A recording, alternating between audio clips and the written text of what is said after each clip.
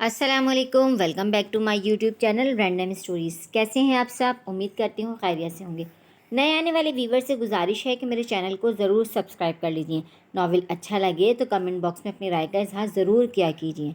Viewers, आज जो मैं आपके लिए नॉवेल लेकर आई हूँ इसका नाम है ज़िंदगी के निगार खाने में और इसके राइटर हैं अफशां आफरीदी। बढ़ते हैं अपने नॉवेल की पहली किस्त की जानिब।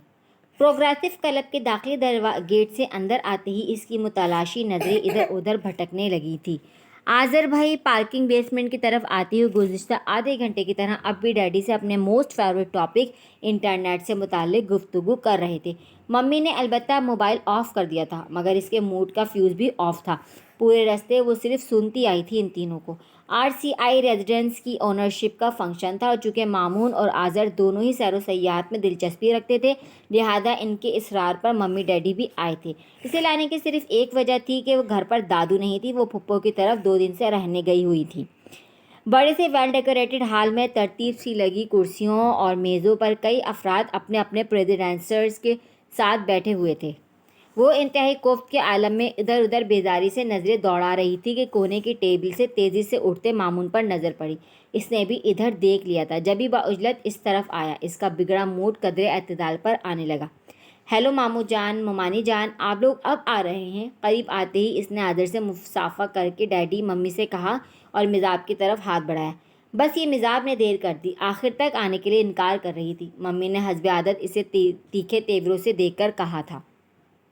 इस दौरान आज़र भाई अपने प्रेजेंटर के साथ एक तरफ आ बैठे तो इसे भी आना पड़ा। मामून वापसी अपनी टेबल पर जा चुका था। इसने देखा इसके बाएं जाने वाली सीट पर कोई और बैठा था, जिसकी पुश्त इस तरफ होने की वजह से वो पहचान न सकी।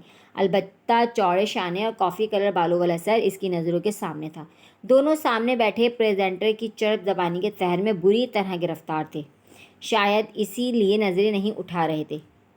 इसने झुंझलाकर ध्यान सामने बैठे आदर भाई और प्रेजेंटर की तरफ मस्कूर किया, जो तारुफ का मरहला निभा रहा था। वो अपना नाम बताकर खामोश हो रही।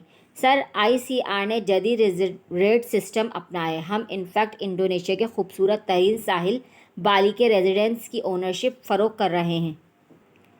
प्रेजेंटर बड़े प्रोफेशनल और घेरने वाले अंदाज में बता रहा था। इस साहिल की सबसे खूबसूरत बात यह है कि सर आपको इस हवाई फ्लोरिडा और मियामी से कम नहीं पाएंगे। आईपैड पर उंगलियां फेरते हुए और खूबसूरत मनाजिर इनके सामने पेश करते हुए कहे जा रहा था। साल का एक हफ़्ता आप अपनी फैमिली के साथ यहाँ गुजार सकते हैं और अगर चाहें कि 2 हफ्ते या इससे भी ज़्यादा तो इसका भी इंतज़ाम है। इसके लिए आपको मुझे पे करना होगा और अगर बिल्कुल ना गुजारना चाहें तो इसके लिए एक बिज़नेस ऑप्शन भी है। आप किसी भी ट्रैवल एजेंट से बात करें, वो आपको कोई ना कोई ऐसा टूरिस्ट अरेंज कर देगा जिससे आप किराया वसूल करके एक्स्ट्रा इनकम भी हासिल कर सकते हैं। साथ ही अगर दुनिया के किसी और साहिल पर RCI रेजर्ट्स में अपना वीक गुजारना चाहें तो इसके लिए आपको चंद एक काम करना होंगे। वो रवानी से बताते हुए कुछ नुक्ते समझाने लगा और इसके बाद इसने दूसरे ममालिक के रेजर्ट्स के ब्रोशर्स आगे खोल कर रख दिए। हवाई और फ्लोरिडा के खूबसूरत साहिलों के नीलगो मनाजिर इनके सामने थे। कॉफ़ी और स्नैक्स का दूसरा दौर भी चल चुका था। एक्सचेंज ऑप्शन के थ्रू आप पूरी दुनिया घूम सकते हैं। ये देखिए किंगेट्स का खूबसूरत इलाका। यहाँ जो रेजॉर्ट्स हमने कायम किया है वो मलका अज़बत का एक्स रेजिडेंस है।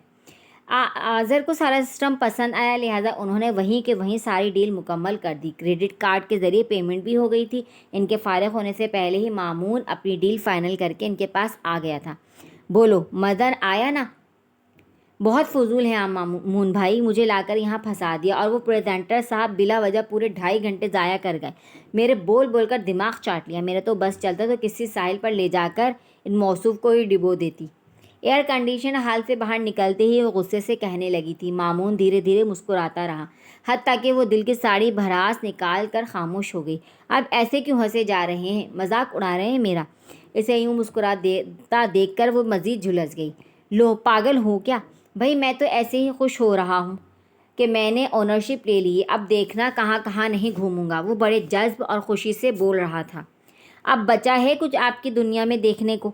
रश से कहते हुए इसकी नज़र मामून के अकब में पड़ी तो कोई और अपनी तरफ आता दिखाई दिया, जबकि मामून इसकी बात पर महसूस होते हुए हंस रहा था। अरे नादान लड़की, तुम्हें क्या मालूम दुनिया किस कदर वसी है? तुमने सिवाय घर, कॉलेज और यूनिवर्सिटी के देखा ही क्या है? खैर, लाहौर हॉस्टल में आप नहीं रहे थे, मेरी जगह वो मैं ही थी जो वहाँ سے اپنا سینئر کیمبرج کر کے یہاں آئی تھی اور خوار ہو کر عقب میں آتا شخص کچھ دیکھتا ہوا محسوس ہوا تھا اسے، مگر دھیان ادھر بھی تھا۔ صاف جواب دے کر اسے گھورا۔ اس سے پہلے کہ مامون کچھ کہتا اسی شخص نے یکدم اسے پکار لیا۔ مامون، تم یہاں کیا کر رہے ہو؟ میں تمہیں وہاں ڈھونڈ رہا تھا۔ قدرے کرخت لہجے میں مگر دوستانہ انداز تھا۔ مامون برق کی تیزی سے اس کی طرف مڑا اور پھر اس کی موجودگی کا خیال آتے ہی مسکرا دیا۔ او سوری آذر، میں ذرا باتوں میں لگ گیا تھا۔ It's okay. اس نے دیکھا وہ شخص بہت سنجیدہ تھا۔ اینی وے، ان سے ملو شاذر، یہ ہے میری کزن میزاب، اور میزاب یہ ہے میرا بہت اچھا دوست شاذر۔ خوش دلی سے کرائے گئے اس تعارف پر میزاب نے قدرے مسکرا کر مصافحہ کے لیے ہاتھ بڑھائے تھے۔ ہائے، سفید مومی ہاتھ سامنے تھا۔ ہیلو۔ عجیب تیکھا پن اور کاٹ اسے اس لمحے شاذر کی آنکھوں میں محسوس ہوئی تھی۔ اس نے خفیف سا ہو کر ہاتھ نیچے کر لیا۔ چلو مامون، مجھے دیر ہو رہی ہے۔ اگلے لمحے وہ اسے بری طرح نظر انداز کرتے ہوئے مامون سے مخاطب تھا، اور وہ جو معمول کے مطابق آپ سے مل کر خوشی ہوئی سننے کی منتظر تھی، متعجب سی رہ گئی۔ اس کی مسکراہٹ کے جواب میں وہ رسماً بھی متبسم نہ ہو سکا۔ غالباً مامون نے اس کا رویہ اور مزاج کی حیرت نوٹ نہیں کی تھی، جب ہی اوہ کہہ کر تیزی سے واپس پلٹا۔ اپنا والیٹ اور آنرشپ کے پیپرز وہ اندر بھول آیا تھا۔ مزاب نے شاذر کی طرف بغور دیکھا۔ اس کے تیکھے نقوش تھے، بالخصوص آنکھوں میں عجیب سی سختی، اشتعال اور کسی گہرے دکھ کا رنگ واضح نظر آ رہا تھا۔ سرخی مائل سفید رنگت میں برسوں کی تھکن، محنت اور جانفشانی کا عکس نمایاں تھا، جبکہ یونانی ناک چہرے کے مجموعی تاثر کو مزید سنجیدہ اور بردبار بنا رہی تھی۔ کہاں دیکھا ہے یہ چہرہ؟ اس کے چہرے پر نظریں جمائے وہ پھر بڑے انہماک سے سوچنے لگی۔ شاذر اس کی نگاہیں محسوس کر چکا تھا، اس کی طرف متوجہ ہوا، قدرے خشک اور سرد نظروں سے اسے دیکھا۔ میں نے آپ کو کہیں دیکھا ہے۔ وہ گڑبڑا گئی تھی، اس لیے بنا سمجھے ہی بول گئی۔ جواباً شاذر نے سر کو یوں جھٹکا جیسے کہہ رہا ہو، دیکھا ہوگا تو میں کیا کروں؟ بائی دی وے، آپ رہتے کہاں ہیں؟ اس کے خاموش رہنے پر مزاب نے بلا ارادہ سوال کر ڈالا، اور جب جواب میں پہلے سے بھی زیادہ تیکھی نظریں اس کی نگاہوں سے ملی تو دانتوں تلے لب داب گئی۔ University route. جانے کی وہ جواب دے گیا تھا، مختصر اور جامع۔ اوہ، تب ہی وہیں کہیں دیکھا ہوگا یونیورسٹی جاتے ہوئے۔ اس کے جواب پر وہ یوں خوش ہوئی جیسے کوئی بڑا مسئلہ حل ہو گیا ہو۔ در حقیقت اس طرح کوئی بات ذہن میں اٹک جائے تو وہ سخت الجھن محسوس کرتی تھی۔ اس کی بات پر شاذر نے واضح طور پر استجاب نظریں اس پر ڈالی۔ آپ وہاں کیا کرتی ہیں؟ پڑھتی ہوں، BSc honours part 1 mathematics department. گردن تفخر سے اکڑاتے ہوئے اس نے یوں کہا جیسے PhD کر رہی ہو۔ شاذر کی آنکھوں میں ایک بار پھر حیرت ہلکورے لینے لگی۔ درمیانے قد کے متناسب سراپے اور دلکش چہرے والی یہ لڑکی میزاب، جو اپنے شولڈر کٹ بالوں کی پونی بنائے گردن پر اسے جھلاتے ہوئے ہرگز بھی اتنی سنجیدہ اور خشک نہیں لگ رہی تھی جتنا کہ سبجیکٹ اس نے لے رکھا تھا۔ پیچ اور میرون کنٹراسٹ کے سوٹ میں ملبوس بے فکری کی مکمل تشریح تھی۔ وہ اس سے پہلے کہ دونوں مزید کچھ کہتے، ممی ڈیڈی، آذر بھائی اور مامون کے ساتھ آتے نظر آئے۔ وہ بے اختیار ان کی طرف بڑھتی چلی گئی۔ آذر بھائی بہت خوش تھے، ان کے کندھے سے جھولتی جانے وہ کیا فرمائش کر رہی تھی کہ وہ مسکرا رہے تھے۔ مامون بھی بیچ بیچ میں کچھ لقمے دے رہا تھا جس پر وہ اسے گھور رہی تھی، کبھی زبان چڑھا رہی تھی۔ شاذر نے نظریں پھیر لیں۔ اسے لڑکیوں کا یہ لاؤبالی پن زہر لگتا تھا۔ اتوار والے دن ٹی وی کے سامنے کارپیٹ پر کشن رکھے پیٹ کے بل لیٹی وہ مزے سے MTTV ٹیون کیے پیر جھلا رہی تھی۔ ابھی تک ٹریک سوٹ میں ملبوس تھی، جبکہ ایکسرسائز کیے ہوئے گھنٹہ ہو چلا تھا۔ مزاب بیٹا، ابھی یہیں ہو؟ دادو کی آواز پر چونک کر اس نے جھٹ ریموٹ اٹھا کر اسپورٹس چینل ٹیون کیا۔ انہیں یہ ناچ گانا سخت ناپسند تھا۔ فوراً ٹوکتی، لو، تم نے کپڑے تک نہیں بدلے؟ گلاس ڈور کو دھکیل کر اندر داخل ہوتے ہوئے اچنبھے سے بولی۔ بس دادو، موڈ نہیں ہو رہا۔ اس نے کسل مندی کے مظاہرے کے طور پر طویل انگڑائی لی۔ بری بات ہے بیٹا، اب تمہاری ماں آئے گی تو سخت ناراض ہوگی۔ شاباش میری بچی، اٹھو اور جا کر ناشتہ کرو۔ وہ جھک کر اس کے سر پر شفقت سے ہاتھ پھیرتے ہوئے بولی تو وہ وہیں پھسکڑا مار کر بیٹھ گئی اور مسکراتی شرارتی نظروں سے انہیں دیکھتے ہوئے پوچھنے لگی، سچ بتائیں دادو، کیا آپ بھی ممی کے غصے سے ڈرتی ہیں؟ لہجے میں صاف شرارت تھی۔ دادو مسکرا دی۔ نہیں بیٹا، ڈرتی تو صرف اللہ سے ہوں، البتہ تمہاری ممی کے تیوروں سے بھی دھکتی ہوں۔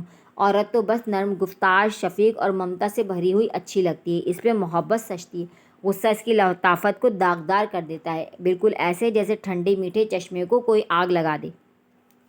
گہرے لہجے میں گہری باتیں کر رہی تھی وہ۔ مزاب ہنس کر ان کے گلے میں جھول گئی۔ اف دادو، آپ ایسی عالمانہ باتیں کیسے کر لیتی ہیں، جبکہ آپ نے تو کبھی اسکول کی شکل بھی نہیں دیکھی؟ ان کے انداز میں استجاب تھا، مرعوبیت تھی۔ بیٹا، علم کی تحصیل صرف درگاہوں سے ہی نہیں ہوتی، زندگی سب سے بڑی استاد ہے، اور اس استاد کی عزت کرنا ہم پر فرض ہے، اس لیے بہتر ہے کہ تم بھی اپنی زندگی کو کسی مقصد کے تحت گزارو، اس کی توقیر بڑھاؤ، ایسے جیو کہ زندگی تم پر فخر کرے۔ اس کا سر شفقت سے تھپکتے ہوئے انہوں نے ہمیشہ کا ناصحانہ لہجہ اپنایا۔ ایسی زندگی کیسے جیتے ہیں دادو؟ میں تو بس وہی کرتی ہوں جو ممی کہتی ہیں۔ اس کے سادہ لہجے میں عجب سا بچپنا تھا۔ دادو تفکر سے اسے دیکھنے لگی۔ اس عمر میں تو لڑکیوں میں خاصا ٹھہراؤ آ جاتا ہے، مگر زیب درانی نے اس کی پرورش کچھ ایسے انداز میں کی تھی کہ اس میں حد درجہ لاؤبالی پن، بے فکری، غیر ذمہ داری اور قدر سادگی آ گئی تھی۔ لگتا تھا جیسے بچپنا اس کے اندر کہیں ٹھہر گیا ہے۔ ہر وقت کے ڈکٹیشن کا نتیجہ تھا کہ اس کی قوت فیصلہ تقریباً ختم ہو چکی تھی۔ وہ اس وقت بی ایس سی آنرز کی اسٹوڈنٹ تھی، مگر اب تک اس کی ذاتی رائے تو جیسے تھی ہی نہیں۔ میزاب! اس سے پہلے کہ دادو کوئی جواب دیتی، ممی کی پکار اسے سنائی دے گئی۔ او ممی! زیب بیگم کی آواز پر وہ جیسے اچھل کر کھڑی ہو گئی۔ چلو جاؤ، جلدی سے ناشتہ کر لو، 12 بج رہے ہیں۔ دادو بھی اٹھتے ہوئے کہنے لگیں۔ اس نے وال کلاک پر نظر ڈالی، ابھی 11:30 ہو رہے تھے۔ کمال ہے دادو، آپ ہجرت کر کے پاکستان تو آ گئی، مگر ٹائم ابھی بھی پڑوسی ملک کا بتاتی ہیں۔ جاتے جاتے وہ شرارت سے ہنستے ہوئے کہہ رہی تھی، اس کی خاک سمجھ میں نہ آیا، ان کی خاک سمجھ میں نہ آیا، اور وہ چھلاوے کی طرح غائب ہو گئی۔ ارے یہ میزاب کہاں ہے آنٹی؟ زیب بیگم جس وقت اندر داخل ہوئیں وہ جا چکی تھیں۔ دادو حسب سابق ان کے آنٹی کہنے پر دل گرفتگی سے انہیں دیکھتی یہ کہہ کر باہر نکل گئی کہ اپنے کمرے میں گئی ہے۔ بہو کی اس درجے غیریت اور بیگانگی انہیں بہت آزردہ کر دیتی تھی، مگر سالوں گزر جانے کے بعد بھی زیب بیگم نے کبھی بھولے سے بھی انہیں اماں بھی نہ کہا، جیسے کہ ان کے اپنے بچے انہیں کہتے تھے۔ اصل جھگڑا ہی دراصل اماں بھی کہنے کا تھا۔ مما یا ممی کہنا ہوتا تو شاید وہ اتنا تعامل نہ کرتی، مگر اماں بھی کہہ کر وہ اپنا مصنوعی بناوٹی لہجہ خراب نہیں کرنا چاہتی تھیں، اس لیے آنٹی کہتی، اور یہ بات دادو کو بہت دکھ دیتی تھی۔ کپڑے بدل کر وہ جس وقت نیچے آئی، ممی اس کی منتظر وہیں موجود تھیں۔ اسے سخت نظروں سے دیکھتے ہوئے بطور خاص احساس دلایا کہ وہ ناشتہ کرنے میں کس قدر لیٹ ہو چکی ہے۔ مختارہ اس کے لیے ٹرالی گھسیٹتی وہیں چلی آئی تھی۔ دیکھ رہی ہیں آپ ہی نے اب تک ناشتہ نہیں کیا انہوں نے، وہ دادو کی طرف دیکھ کر طنزیہ بولی، اور آپ کہتی ہیں کہ اس کی شادی کر دوں؟ جانے وہ کس بات پر الجھی ہوئی تھی کہ سارا غبار اس پر نکالا۔ شادی کی بات پر وہ اس نے قدرے چونک کر دادی کی طرف دیکھا، جو نظریں چراتی ہوئی عجب سی بے بسی محسوس کر رہی تھی۔ بہو کے انہی تیوروں سے خائف رہتی تھی وہ۔ اب یوں کھڑی کیا ہو، ناشتہ کر کے میرے پاس آؤ، ایک خبر دینی ہے تمہیں۔ تحکم سے کہہ کر وہ مڑی تو میزاب کی سوئی خبر پر جا اٹکی۔ کیا پھپھو اور مون بھائی واپس آ گئے ہیں پنڈی سے؟ اس نے نزدیک سے سب سے خوبصورت خبر یہی ہو سکتی تھی۔ زیب بیگم نے کڑے تیوروں سے اسے دیکھا۔ انہیں یوں اس کا ددیال پر صدقے واری جانا سخت ناگوار گزرتا تھا۔ یہاں وہ واقعی روایتی بہو بن جاتی۔ نہیں، سخت لہجے میں کہہ کر وہ واپس پلٹ گئی۔ اس نے مایوسی سے گہری سانس بھر کر یکدم دادو کی طرف دیکھا، اور ان کا خشونت بھرا انداز دیکھتے ہوئے بہت افسردہ لگ رہی تھی۔ وہ سر جھکا کر رہ گئی۔ ناشتے کے بعد ممی کے کمرے میں اس کی پیشی ہوئی، جہاں خبر کا عقدہ کھلا۔ او نو ممی، سونی نے پوزیشن لی ہے لاہور میں، آئی کانٹ بلیو اٹ، وہ تو اتنی ڈفر تھی۔ حیرت و استعجاب کے مظاہرے کے طور پر وہ تھوڑا آگے بڑھ آئی۔ شٹ اپ میزاب، میں نے تمہیں تبصرہ کرنے کے لیے نہیں بلایا، صرف یہ بتانے کے لیے بلایا ہے کہ اگلے ہفتے ان کی ایکسیلنس پارٹی ہے اور تمہیں لاہور جانا ہے۔ وہ ڈپٹتے ہوئے انتہائی غیظ و غضب میں نظر آ رہی تھی۔ مگر ممی، میں یونیورسٹی سے چھٹی نہیں کر سکتی، اس نے عذر تراشا۔ اس کی تم فکر مت کرو، میں شمسہ سے بات کر لوں گی، تمہارا ہیڈ آف دی ڈپارٹمنٹ اس کے قریبی ریلیٹیوز میں سے ہوتے ہیں۔ انہوں نے اطمینان سے اس کی بات رد کرتے ہوئے اپنی فرینڈ کا حوالہ دیا۔ پرابلم یہ نہیں ہے ممی، میری اسٹڈیز کا نقصان ہوگا۔ وہ حتی الامکان جان چھڑانے کی صحیح کر رہی تھی، جس پر وہ مزید جلال میں آ گئی۔ اسٹاپ اٹ، اب مزید اس ٹاپک پر کوئی بات نہیں ہوگی۔ جب میں نے کہہ دیا کہ تمہیں جانا ہے تو بس فائنل ہو گئی یہ بات۔ تمہارے ڈیڈی اور میں اگلے ہفتے اپنے نئے شو روم کے سلسلے میں مصروف ہوں گے۔ آذر کا تو تمہیں معلوم ہے آج کل شادر اور مامون کے ساتھ کوئی پروجیکٹ چل رہا ہے اس کا۔ میں نے بھائی جان اور بھابھی سے معذرت کی تھی سب کی طرف سے، مگر وہ بضد ہے کہ کوئی تو یہاں سے بھی شریک ہو۔ تمہیں تو معلوم ہے بھابھی کے میکے والے کیسی باتیں بناتے ہیں، سو تمہیں جانا ہے۔ وہ اسے حکمیہ کہتے ہوئے تفصیل سے آگاہ کر رہی تھی۔ لو اور مصیبت! اس کا موڈ یہ سن کر قطعی آف ہو گیا کہ اسے اکیلے ہی جانا ہوگا۔ مامون بھی آج کل پنڈی گیا ہوا تھا، ورنہ اس سے ہی سفارش کرواتی، جیسا کہ ہمیشہ وہ اسے سپورٹ کرتا آیا تھا۔ اب جاؤ اور جا کر پیکنگ کر لو، پرسوں کی فلائٹ ہے۔ وہ کچھ کہنے کا سوچ رہی تھی کہ انہوں نے اسے فوراً آرڈر دے دیا۔ بدل ناخواستہ اسے وہاں سے آنا ہی پڑا۔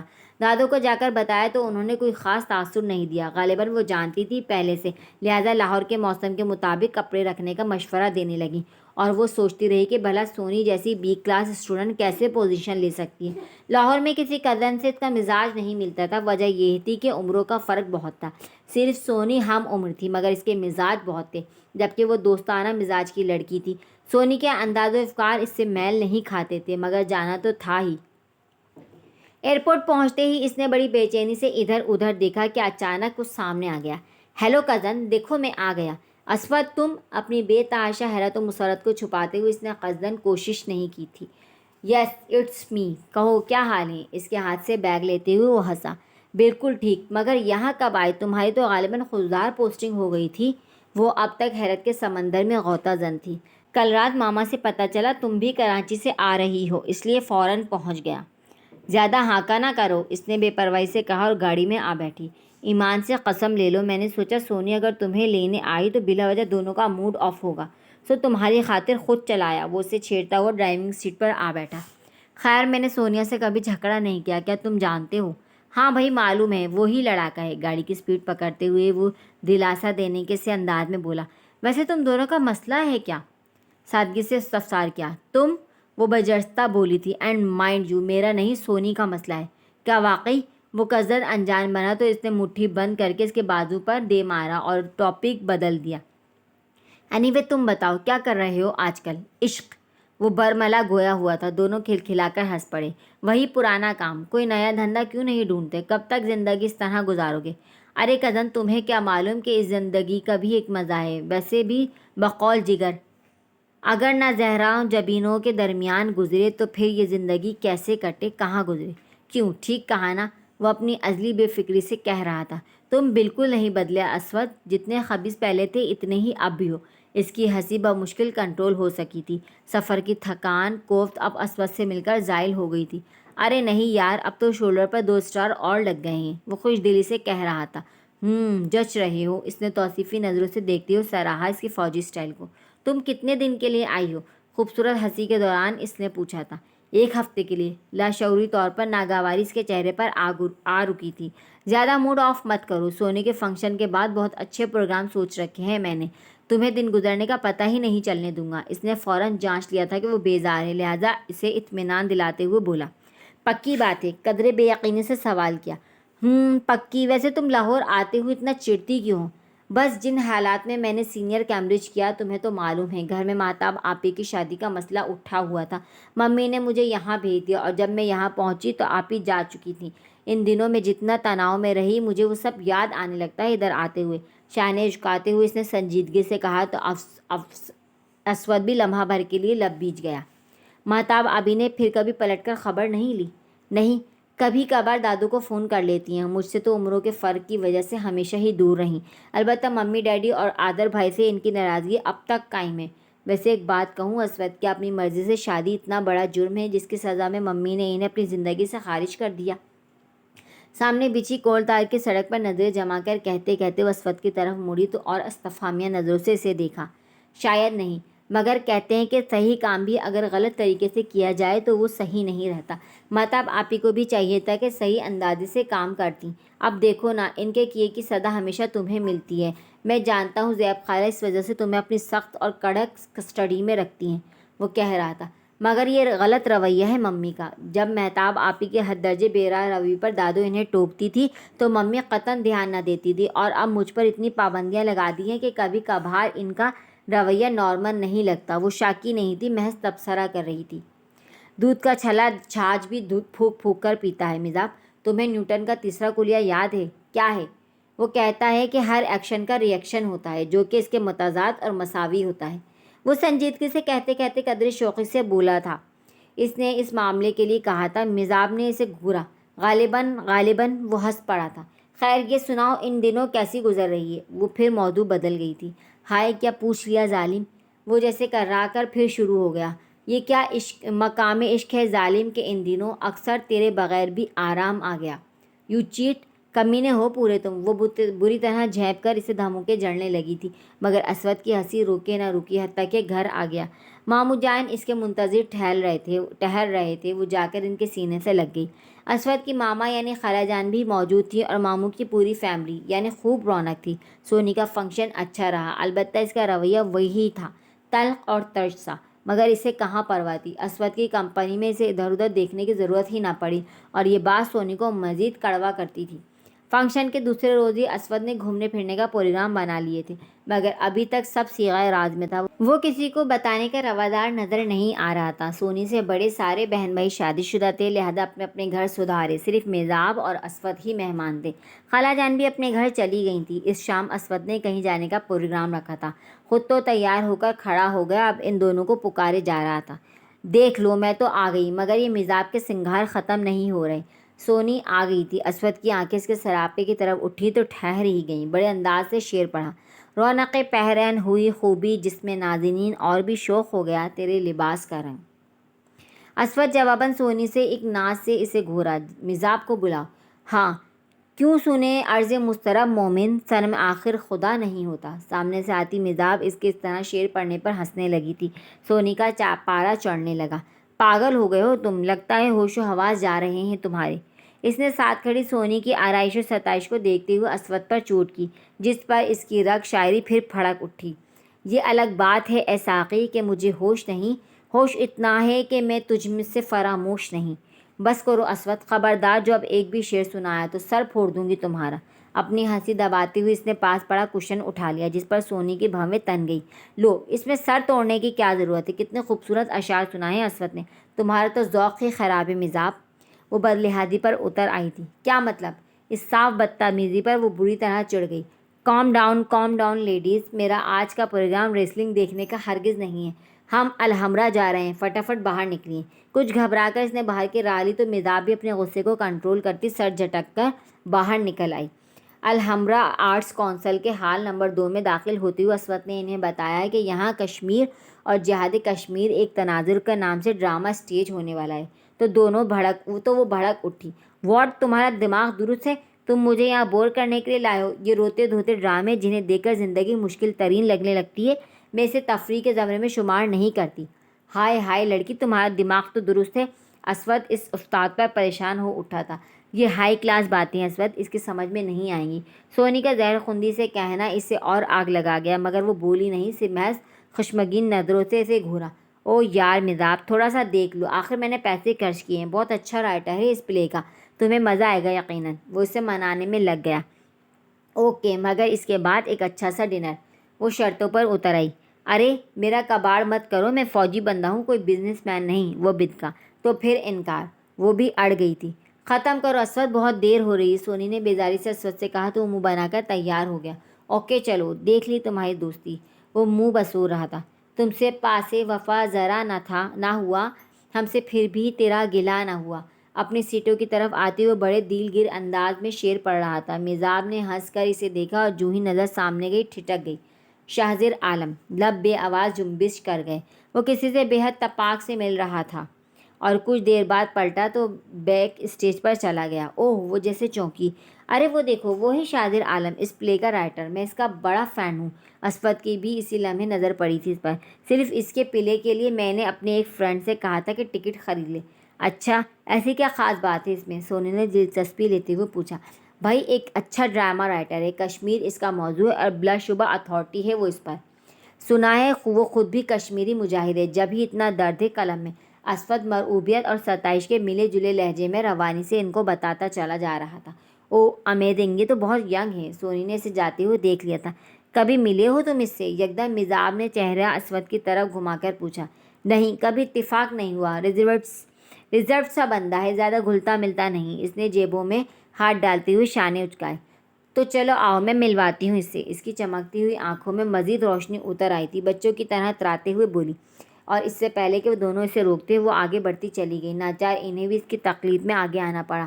ارادہ تو غالباً بیک اسٹیج جانے کا تھا، مگر یکدم ہی شاہزیر اپنے کسی مہمان سے ملنے آ گیا تھا۔ موقع اچھا تھا۔ اس سے فارغ ہوتے ہی وہ ان دونوں کو اشارہ کرتے ہوئے شاہزیر کے عقب میں چلی آئی۔ ہیلو مسٹر شاہزیر عالم، ایک چہکتی ہوئی خوشگوار آواز تھی، شناسائی۔ شاہزیر کو پلٹنا پڑا۔ اوہ آپ! شناسائی کی چمک اس کے سلور فریم والے خوبصورت گلاسز سے جھانکتی آنکھوں میں لہرائی، مگر اگلے لمحے وہی کاٹدار تیکھا پن اس کے لہجے سے چھلکنے لگا۔ یہ میرے کزن اسود ہیں اور یہ سونیا۔ اسود آپ کا بہت فین ہے اور یہی ہمیں یہاں لایا ہے، اور یہ ہیں شاہزیر عالم، مون اور عادل بھائی کے فرینڈ۔ شاذر کے جھلسا دینے والی نظر سے خفیف کر گئیں تو اسے بھوکھلا کر اپنا تعارف کرایا۔ نائس میٹنگ یو مس شاذر۔ اسود نے خوش دلی سے مصافحہ کیا اور تو جواباً گرم جوشی ہی ملی۔ مجھے خوشی ہے کہ آپ میرے ڈرامے دیکھتے ہیں، وہ سنجیدہ سی مسکراہٹ سمیٹ کر کہہ رہا تھا۔ ہاں، مگر مزاج کو ایسے روتے بسوتے ڈراموں سے سخت الرجی ہے، بہت خفا ہو رہی تھی ابھی اسود پر۔ سونی نے اپنی جلن نکالنے کے لیے بہت اچھا موقع چنا تھا۔ شاذر کی سخت نظر یکدم اس پر آگ رکی تو وہ بری طرح ندامت محسوس کرنے لگی۔ بات محسوس کرنے کی ہے مس سونیا، اہل دل حسرات ذرے ذرے میں دھڑکنیں محسوس کرتے ہیں، جبکہ پتھر دل انسانوں کو احساسات کی دولت سے محروم ہونے کا بھی احساس نہیں ہوتا۔ یہ ہمارا قومی المیہ ہے کہ ہم صرف تفریح کرنا چاہتے ہیں، زندگی برتنا نہیں۔ ناگواری اور ناپسندیدگی کا تمام تاثر اس کی آنکھوں میں سمٹ آیا تھا۔ مزاج کی پلکوں پر یکدم نمی چمکنے لگی، مگر اس وقت تک شاذر جا چکا تھا۔ اسود نے بری طرح سونیا کو لتاڑا تھا، مگر مزاج جیسے کچھ سن ہی نہیں رہی تھی۔ شاذر کا انتہائی سرد اور ترش لہجہ اس کی سماعتوں پر بوجھ بن گیا تھا۔ آئی ایم سوری مزاج، میں نے یوں ہی کہہ دیا تھا، کیا معلوم تھا کہ رائٹر صاحب اتنا برا مان جائیں گے۔ اسود کے بری طرح دپٹنے پر سونی نے معذرت کر لی تھی، وہ کیا کہتی، بس خاموش رہ گئی۔ البتہ دل پر ایک بوجھ سا آ گرا تھا، سبکی اور اہانت کے احساس سے تو کتنی دیر چپ چاپ بیٹھی رہی، مگر ڈرامہ واقعی ایسا تھا کہ وہ بھی خود فراموشی کے احساس میں ڈوب گئی۔ پھر باقی دن بھی اسود کی کمپنی کے طفیل اچھے گزر گئے، البتہ شاذر کے الفاظ جیسے اس کی سماعتوں کا حصہ بن گئے تھے، بھلائے نہیں بھول رہے تھے۔ وہ سونیا کے رویے کے باعث اسی دن خالہ جان کی طرف آ گئی، یہ پرواہ کیے بغیر کہ اس طرح سونی سے مزید چڑ جائے گی۔ کراچی واپسی پر اسود اس کے ساتھ آیا تھا اور یہیں سے خوزدار گیا۔ انالیسس کا ہفتہ وار ٹیسٹ اتفاق سے اس کی واپسی کے تیسرے دن تھا، لہٰذا اسے مجبوراً لیلا اور واصف سے مدد لینی پڑی۔ یونیورسٹی میں تو زیادہ دیر رکنے کی اجازت ممی سے ملنے والی نہیں تھی، لہٰذا شام کو وہ ان سے پوچھ کر لیلا کی طرف آ گئی۔ سیکنڈ فلور کا خود کشادہ اپارٹمنٹ تھا۔ کال بیل بجا کر وہ منتظر سی کھڑی ہو گئی۔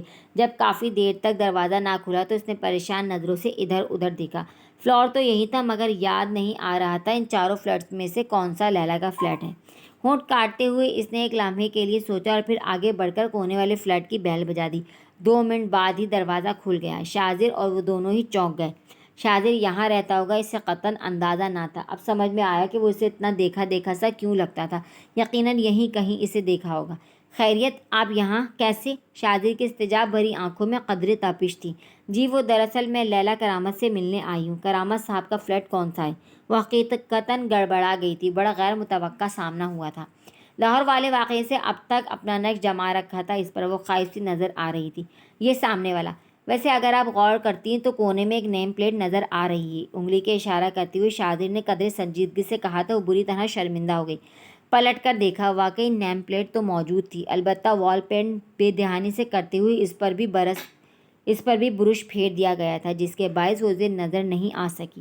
او آئی ایم سوری۔ سخت ندامت سے چہرہ گلابی ہو چلا تھا، جھکی نظروں سے وہ پلٹ آئی۔ شاذر کی نظروں کی سخت تپش اب تک محسوس ہو رہی تھی۔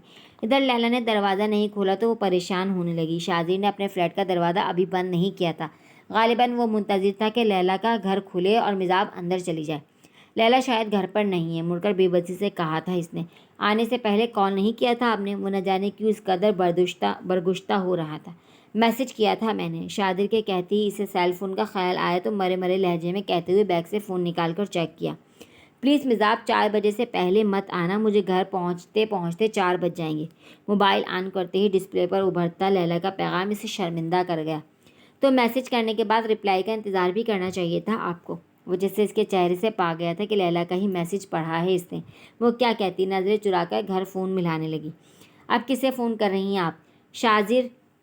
شاذر نے اب کے قدرے آف موڈ میں سوال کیا تھا۔ گھر، انفیکٹ گاڑی واپس گھر بھیج دی ہے میں نے۔ اس کا بس نہیں چل رہا تھا کہ بھاپ بن کر ہوا میں تحلیل ہو جائے۔ شاذر کے سامنے کس قدر لاپرواہی کا مظاہرہ ہوا تھا اس سے۔ رہنے دیجیے، چلیے میرے ساتھ، میں ڈراپ کر دیتا ہوں آپ کو، جواباً لٹھ مار انداز میں کہا گیا تھا۔ نو پلیز، اس کی ضرورت نہیں۔ اس ذرا سی دیر میں ہی اس کے اوزان ٹھیک ٹھاک خطا ہو گئے تھے۔ راستے بھر شاذر کے تیور جھیلنے کی تصور سے ہی اس کے خفتان القلب ہونے لگا تھا، مگر اس سے پہلے کہ شاذر مزید کچھ کہتا، یکدم لفٹ کا دروازہ کھلا تھا اور لیلا باہر نکلی تھی۔ السلام علیکم مداح، لیلا کی آواز پر وہ دونوں ہی متوجہ ہوئے تھے۔ تم اب آ رہی ہو؟ وہ لیلا کو دیکھتے ہی برس پڑی تھی۔ سوری یار، تھوڑی دیر ہو گئی، لیلا نے مسکراہٹ سمیت اس سے معذرت کری۔ اس دوران شاذر نے اپنے اپارٹمنٹ کا دروازہ بند کر لیا تھا۔ جانتی ہو، میں نے غلطی سے تمہارے سامنے والے فلیٹ کی بیل بجا دی۔ دراصل مجھے یاد ہی نہیں رہا کہ تمہارا اپارٹمنٹ کون سا ہے۔ اور تبھی شادر بھائی کھڑے نظر آئے تھے۔ لیلا نے دروازہ ان لاک کرتے ہوئے کہا اور اسے اندر آنے کا راستہ دیا۔ تم جانتی ہو انہوں؟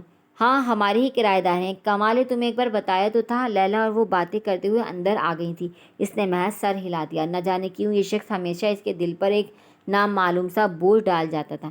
کشمیری مجاہد ہے یہ، بہت ہی نائس پرسنالٹی ہے شادر بھائی کی، بہت اچھے رائٹر بھی ہیں۔ ابھی 2 دن پہلے ہی تو آئے ہیں لاہور سے، الحمرا میں ان کا اسٹیج پلے تھا۔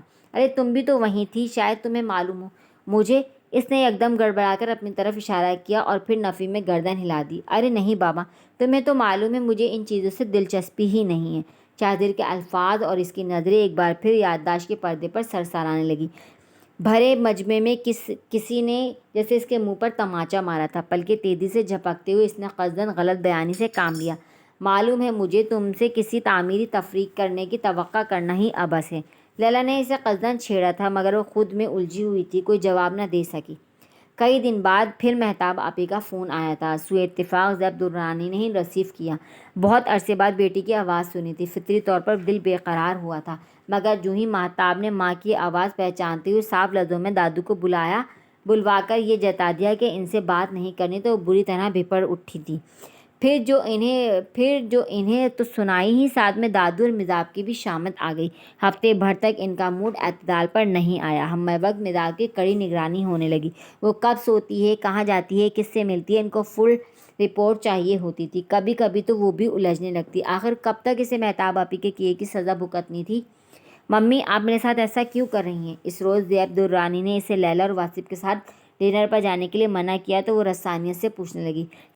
سوال تھا یا بھالا؟ سیدھا بیگم زیب کے دل پر لگا۔ انتہائی خشمگین نظروں اس پر جمائیں۔ کیا مطلب ہے تمہارا؟ کیا کیا ہے میں نے تمہارے ساتھ؟ تم بیٹی ہو میری، تمہاری تربیت کرنا میرا فرض ہے۔ اولاد اگر غلط راستے پر جانے لگے تو اسے روکنا والدین کا حق ہوتا ہے۔ ہاں ہوتا ہے، مگر جب اولاد کوئی غلطی کرنے لگے تب۔ یہ نہیں کہ ان کی بے توجہی سے اگر ایک بیٹی انہیں چھوڑ گئی تو دوسری کو پابند کر دیں۔ آپ بہت انتہا پسند ہیں ممی۔ آپ ہی کو مکمل چھوٹ حاصل تھی اور مجھ پر بے حد پابندیاں ہیں آپ کی آخر کب تک مجھے؟ بکواس بند کرو مزاج، جسٹ شٹ اپ۔ وہ اتنی زور سے دھاڑی تھی کہ اس کا جملہ نہ صرف ادھورا رہ گیا بلکہ ایک لمحے کے لیے تو وہ کانپ ہی گئی۔